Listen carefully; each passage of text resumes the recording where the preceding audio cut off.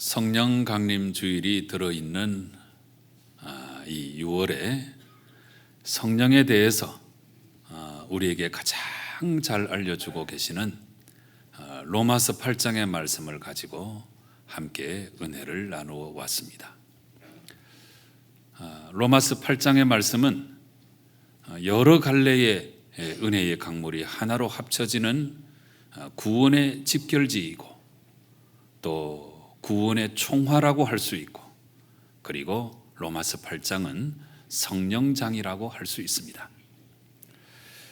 특별히 로마서 8장은 성령의 역사하심에 대해서 아주 많이 강조하고 있는데, 그 핵심 정신은 구원을 얻은 우리가 오직 성령과 더불어 살아갈 때에 온전히 승리할 수 있다, 이 사실을 확실히 알려주고 있습니다. 그동안 살펴보았던 말씀들은 하나도 그냥 지나갈 말씀들이 아니어서 제가 다시 한번 집중 요약을 해드릴 테니까 여러분 마음속에 잘 새겨 넣으시면 좋겠습니다. 먼저 1절부터 11절까지는 우리가 오직 성령의 법에 순종할 때에 죄의 법 아래에 얽매이지 아니하고 그것을 이기고 온전한 승리를 얻을 수 있음을 말씀해 주고 있습니다. 그래서 우리가 아무리 해도 어쩔 수가 없는 이 로마서 7장의 그 절망을 극복하고 우리가 생명의 삶을 살아가기 위해서는 성령의 법에 순종하는 길밖에 없다, 이 사실을 우리가 마음 깊이 기억해야 하는 것입니다. 그리고 12절부터 17절까지에서는 우리의 놀라운 신분에 대해서 알려주시는데, 우리는 놀랍게도 하나님 아들의 신분을 가지고 있는 사람들이고 바로 이것을 우리 성령께서 보증해 주고 계시고, 그래서 이제 우리는 하나님을 아빠, 아버지라고 부를 수 있는 놀라운 특권을 지닌 사람이 되었다 하는 사실입니다.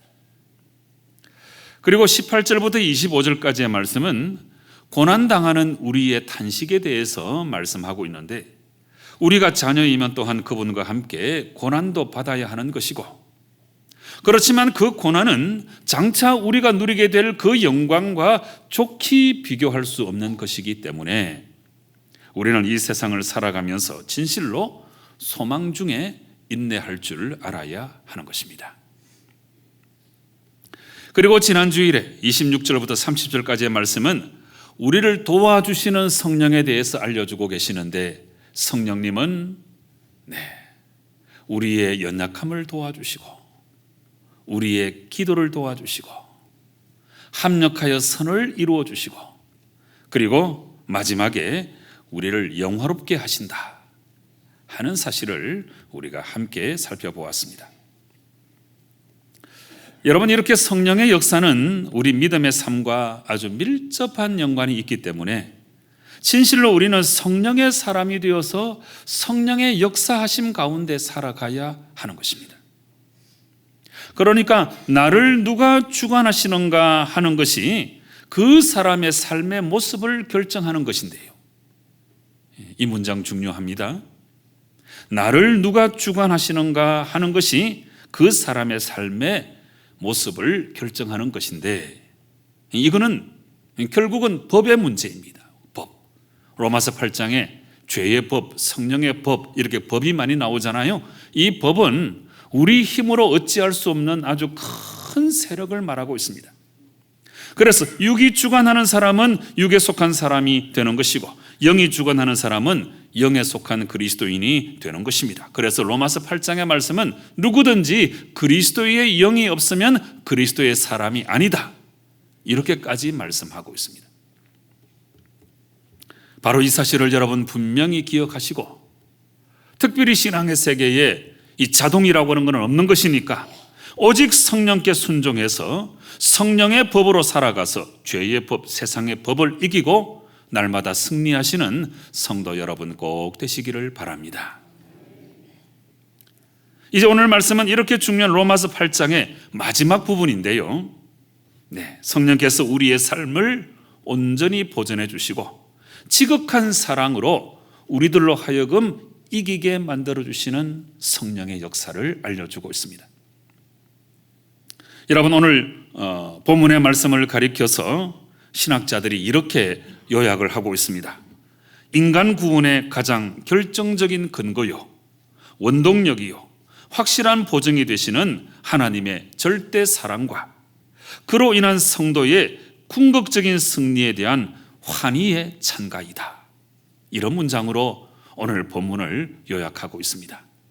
그래서 여러분, 오늘 말씀은 우리가 그냥 읽기만 해도 은혜가 되고, 보기만 해도 힘이 되고, 우리 마음속에 아주 굳센 용기가 살아나는 금과 같은 말씀이 아닐 수 없습니다. 여러분, 오늘 말씀은 크게 나누면 두 가지의 내용을 우리에게 알려주시는데, 그 첫 번째 내용은 31절부터 34절까지의 내용입니다. 이 말씀에서 바울은 성도의 궁극적인 승리를 확신할 수밖에 없는 세 가지 중요한 이유를 우리에게 알려주고 있습니다. 여러분, 그 세 가지를 찾는 마음으로 31절부터 33절까지 말씀 우리 교독해서 한번 읽어보시겠습니다. 제가 먼저 한 절 읽습니다. 그런즉 이 일에 대하여 우리가 무슨 말 하리요? 만일 하나님이 우리를 위하시면 누가 우리를 대적하리요?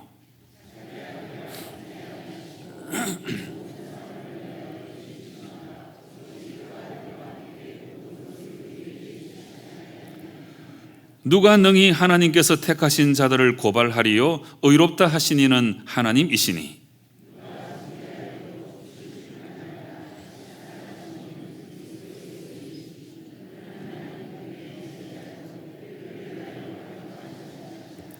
아멘. 자, 여러분 31절에 이렇게 말씀하고 계십니다. 그런즉 이 일에 대하여 우리가 무슨 말 하리요? 만일 하나님이 우리를 위하시면 누가 우리를 대적하리요? 이렇게 말씀하고 계시는데요. 그러면 여기서 말씀하시는 이 일은 뭘까요? 이 일. 그런즉 이 일에 대하여 우리가 무슨 말 하리요? 그랬잖아요. 이 일이 뭘까요? 여러분, 이 일은 성도를 구원하시기 위한 하나님의 구원 사역을 가리키고 있는 표현입니다. 쉽게 말하면 하나님이 우리를 구원하시는 이 구원의 확실성에 대해서 알려주고 있는 것입니다. 그리고 이 일을 주어진 앞의 본문 안에서 우리가 생각을 해보면 앞서 나와 있는 28절부터 30절까지의 말씀이 바로 이 일입니다. 그러니까 우리의 삶을 섭리하여 주셔서 다 합력하여 선을 이루어 주시고, 그리고 결국에 영화에 이르도록 우리를 구원해 주시는 하나님의 그 모든 역사, 그게 바로 이 일입니다. 그래서 이 31절은 하나님이 우리를 위하시고 성도의 구원에 아주 전능하신 하나님의 그 뜻이 확고하니까 이 일에 대해서 피조물인 우리가 무슨 더 할 말이 있겠느냐, 이런 뜻입니다. 이렇게 31절에서 구원의 확실성에 대해서 아주 분명한 목소리로 선포한 다음에 이제 바울은 이렇게 성도가 궁극적인 승리와 구원을 확신할 수밖에 없는 세 가지 이유를 밝혀주고 있습니다. 자, 첫째는 32절 말씀이에요.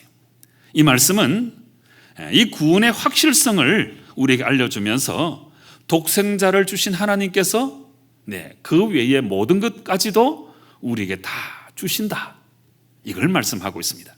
자기 아들을 아끼지 아니하시고 우리 모든 사람을 위하여 내주신 이가 어찌 그 아들과 함께 모든 것을 우리에게 주시지 아니하겠느냐. 여러분, 말씀대로 믿으시기 바랍니다. 하나님은 우리에게 독생자를 주신 분입니다. 독생자를 주신 분이신데 이 독생자보다 덜 귀한 것 우리에게 마땅히 주시지 않겠느냐 하는 것입니다. 여러분, 이렇게 말씀하시는 이 모든 것에는 이 구원이 당연히 포함되는 거죠. 이렇게 구원에 이르게 하는 성화의 각 단계마다 필요한 모든 것, 장차 우리가 누리게 될 성도의 영화까지도 하나님께서 분명히 우리에게 주실 것이다 확신하고 있는 것입니다. 사랑하는 성도 여러분, 하나님은 우리에게 아들을 주신 분입니다. 그리고 아들을 주신 하나님은 우리를 구원하시기 위해서 우리가 필요로 하는 모든 것을 다 주신다는 사실을 마음 깊이 확신하시기 바랍니다. 둘째는 33절입니다. 바울이 이 구원의 확실성에 대해서 확실히 말하는 두 번째 이유는 아들을 주신 그 하나님께서 성도를 의롭다고 칭하셨기 때문입니다. 누가 능히 하나님께서 택하신 자들을 고발하리요? 의롭다 하신 이는 하나님이시니. 네, 그렇습니다. 여러분, 하나님이 우리를 의롭다고 인정해 주셨습니다. 여러분은 이 말씀을 확신하시고 나는 하나님께서 의롭다고 인정해 주신 사람이라 하는 것을 평생에 영원토록 잊지 마시기를 바랍니다. 때때로 악한 마귀 사탄은 우리를 정죄하고 우리 마음속에 네 따위가 어떻게 구원받을 수 있느냐 우리에게 고발을 할 수도 있습니다. 이런 때 여러분 이 33절 말씀을 떠올리시면 돼요. 누가 능히 하나님께서 택하신 자들을 고발하리요 의롭다 하신 이는 하나님이시니. 그렇습니다. 아무도 이제는 우리를 정죄할 수 없습니다. 왜냐하면 하나님이 우리를 의롭다고 인정해 주셨기 때문입니다. 셋째는 34절입니다. 여러분, 바울이 이 구원의 확실성에 대해서 분명히 말하고 있는 이 세 번째 이유는 중보자 되시는 예수 그리스도가 성도를 위해서 변호해 주고 계시기 때문입니다. 누가 정죄하리요? 죽으실 뿐 아니라 다시 살아나신 이는 그리스도 예수시니 그는 하나님 우편에 계신 자요 우리를 위하여 강구하시는 자시니라.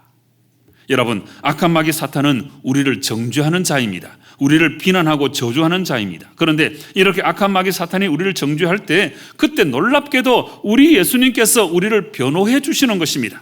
사실 악한 마귀 사탄이 우리를 정죄하면 우리는 할 말이 없습니다. 왜냐하면 그 정죄는 다 사실이기 때문입니다. 우리 머리끝에서부터 발끝까지 온통 죄인인 우리는 악한 마귀 사탄의 정죄를 받을 수밖에 없는 존재예요. 그런데 이런 우리를 위하여 예수님께서 십자가에 달려 돌아가신 것이고 이렇게 우리를 위해 희생하신 예수님께서 그 대속의 은혜를 가지고 영원토록 아버지 앞에서 우리를 변호해 주신다는 사실을 우리가 잊지 말아야 합니다. 그래서 여러분, 이런 여러 가지 이유들로 인해서 아무도 성도를 대적할 수 없습니다. 하나님이 우리를 위하시면 누가 우리를 대적하리요? 아무도 대적할 수 없다는 것입니다. 그래서 이렇게 31절로부터 34절까지는 우리가 받은 구원의 확실성에 대해서 알려주고 계시는 것입니다. 여러분, 진실로 이 세 가지를 분명히 기억해서 이 구원의 확신을 가지고 날마다 용기백배하게 살아가시는 성도 여러분 꼭 되시기를 바랍니다. 이제 이어지는 말씀으로 여러분 정말 우리가 큰 위로를 받을 수 있는데요, 35절부터 39절까지의 말씀 정말 놀라운 말씀입니다.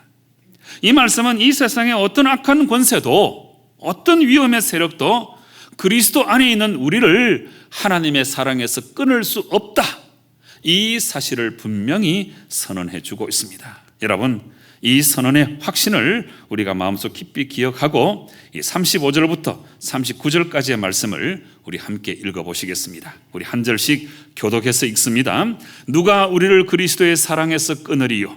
환난이나 공고나 박해나 기근이나 적신이나 위험이나 칼이라.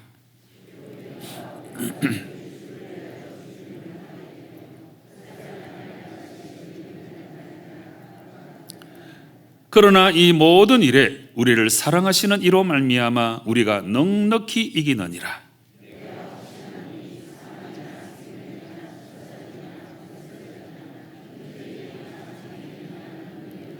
함께 읽겠습니다. 높음이나 깊음이나 다른 어떤 피조물이라도 우리를 우리 주 그리스도 예수 안에 있는 하나님의 사랑에서 끊을 수 없으리라.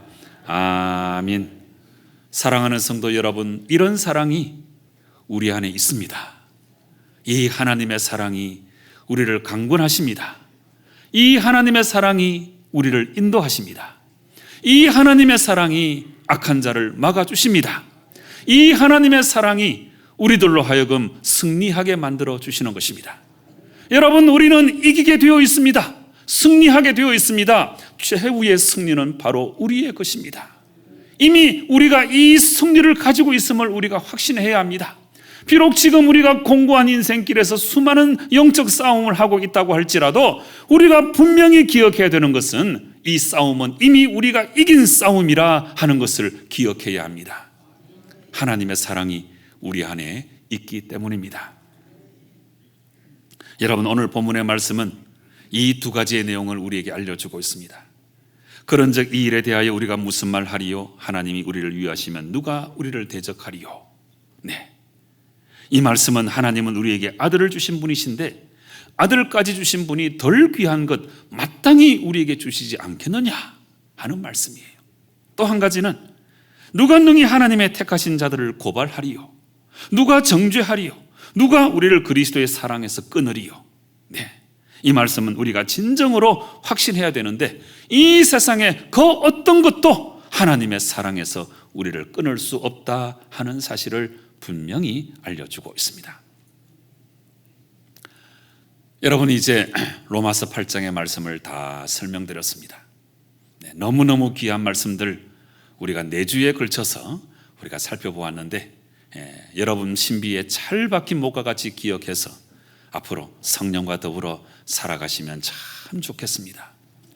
우리가 이런 삶을 살아갈 수 있기 위해서 제가 이제 전체적으로 성령에 대해서 아주 중요한 내용 한 2가지만 더 말씀을 드리고자 합니다. 여러분, 이 엘머 타운즈 목사님이라고 하는 분이 오늘날 많은 그리스도인들에 대해서 이렇게 명명한 바가 있습니다. 오늘날의 그리스도인들은 성령에 대한 장님들이다, 이렇게 말한 바가 있습니다. 네. 성령이 어떤 분이신지, 성령에 대해서 잘 깨닫지 못하고 성령에 대해서 눈물어 있는 사람들이다, 이런 이야기인데요.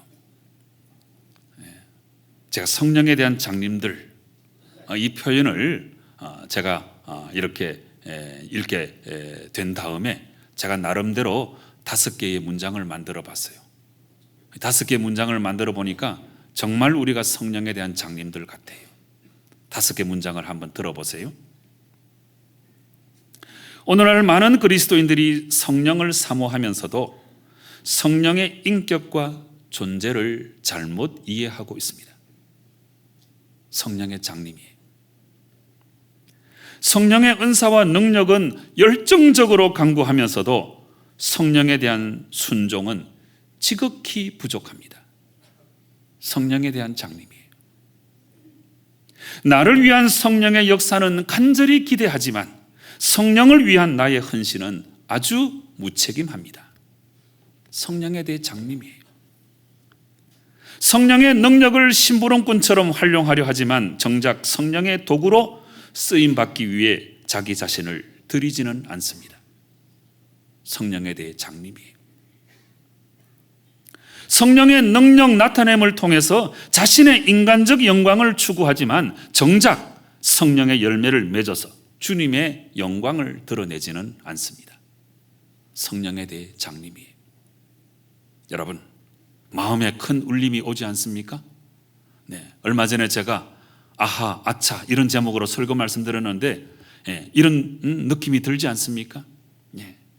그러면 여러분, 우리는 과연 성령님과의 관계를 이제부터 어떻게 가져나가야 되겠습니까? 로마서 8장의 설명을 이제 다 들으셨는데 그것도 4주에 걸쳐서 이 귀한 말씀을 우리가 상고했는데 그럼 이제부터 우리가 성령과 어떤 관계를 맺어 나가시겠는가 하는 것입니다. 오늘날 교회 속에 성령에 대한 곡해가 참 많이 있고 또 방금 말씀드린 것처럼 오늘날 그리스도인들은 성령에 대해서 장님인 경우가 참 많은데 이제 지금 말씀드리는 이것 한 가지를 여러분 잘 기억하시면 많은 부분을 바로 잡을 수가 있습니다. 여러분, 그것이 무엇인가 하면 성령은 바로 인격이시다 하는 사실입니다. 이 대목에서는 아멘 하셔야 돼요. 다시 한번, 성령은 인격이십니다. 정말 중요합니다. 이게 정말 중요해서 여러분에게 제가 아멘 하라고 말씀드린 거예요. 여러분, 성령은 결코 어떤 물체나 바람이나 불이나 신비한 능력이나 체험이나 그런 거 아니에요. 이렇게 생각하면 성령을 우리가 마음대로 부리는 거예요. 여러분, 성령은 우리가 부리는 존재가 아니고 우리가 성령에 순종해야 되는 거예요. 성령은 인격이십니다. 지정의를 가지고 있는 인격이십니다.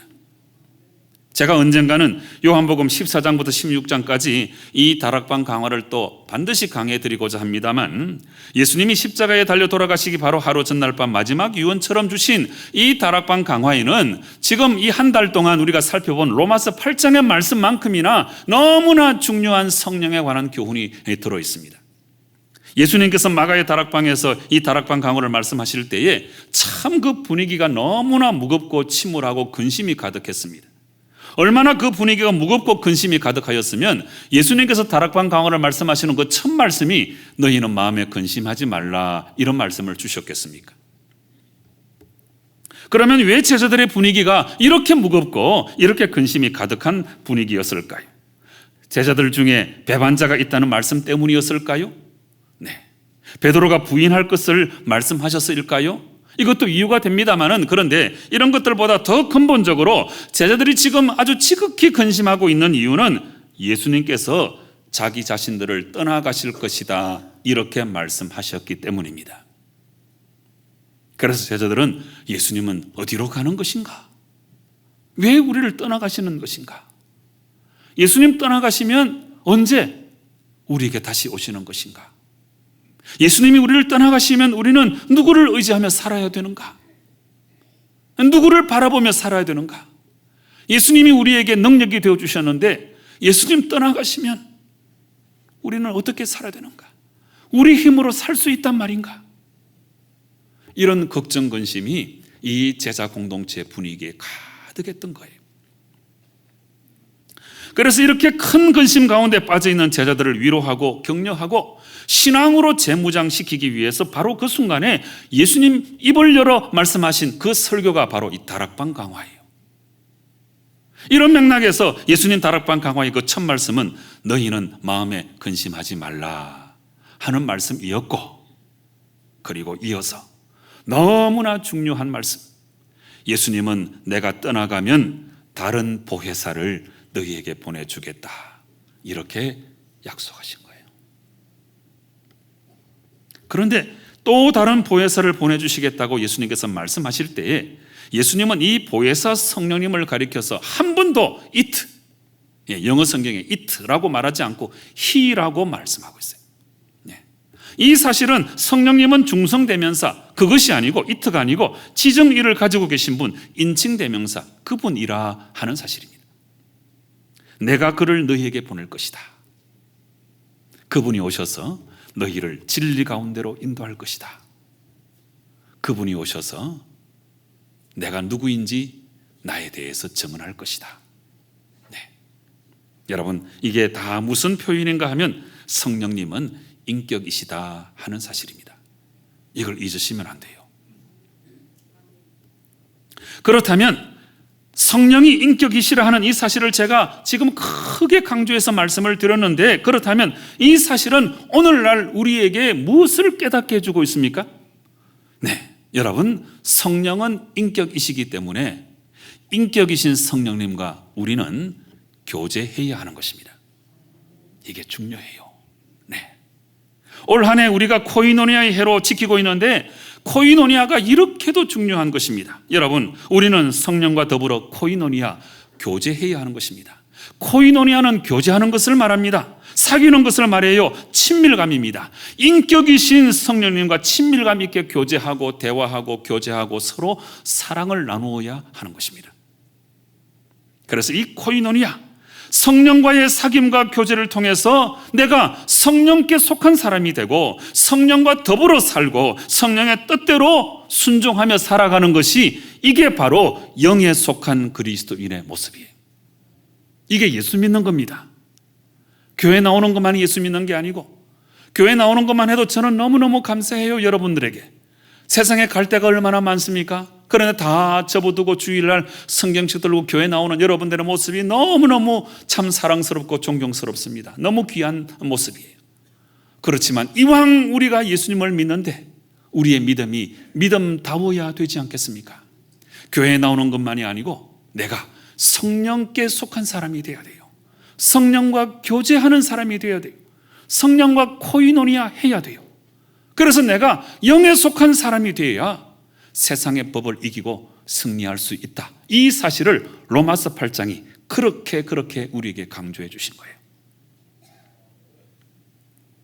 여러분, 성령은 인격이시고 그래서 우리는 반드시 그분과 교제해야 되는데, 그런데 우리와 교제하시는 성령님은 또 바로 보혜사 성령님이시다. 이 사실도 우리가 꼭 붙들어야 됩니다. 조금 전에 설명드린 대로 예수님은 다락방 강화에서 성령님을 it, 그것이 아니고 he, 그분이라고 그렇게 부르면서 성령님이 우리에게 인격적인 분임을 알려주셨는데, 그런데 또 한 가지 예수님 알려주신 것이 성령님을 예수님께서 보혜사라고 부르고 계신다는 사실입니다. 지난주일 말씀드렸죠. 하나님께 대한 수많은 칭호가 있는데 그 칭호 가운데 우리 예수님께서 하나님을 향해서 제일 좋아하신 칭호가 아버지예요. 아버지. 그 다음에 우리 성령님에 대한 칭호도 굉장히 많이 있는데, 이 성령님에 대한 수많은 칭호 가운데 예수님께서 가장 좋아하신 칭호가 바로 보혜사입니다. 우리 예수님의 모습을 따라서 여러분도 하나님을 아버지라고 많이 부르시고 우리 성령님을 보혜사라고 많이 부르시면 좋겠습니다. 기도할 때도 하나님을 아버지라고 불러야 돼요. 아버지. 아버지가 우리의 모든 필요를 채워주시는 분이잖아요. 하나님, 조금 거리감이 느껴지잖아요. 로마서 8장에 아빠, 아버지라고 나와 있잖아요. 하나님을 아빠, 이 아빠가 우리말 아빠하고 똑같아요. 알파, 베타, 알파예요. 헬라말로 발음이 똑같아요. 아빠. 우리말 아빠가 그 헬라말 아빠예요. 하나님을 아빠라고 부르세요. 아버지. 하나님을 아버님이라고 부르시면 안 돼요. 이 아버님은 다른 사람의 아버지를 부를 때 아버님이라고 그러는 거예요. 내 아버지인데 하나님을 아버님이라고 부르면 안 되는 거예요. 아주 못된 자식이에요. 여러분, 보혜사 정말 중요한 이름이고 이 이름은 정말 우리를 살리는 이름이에요.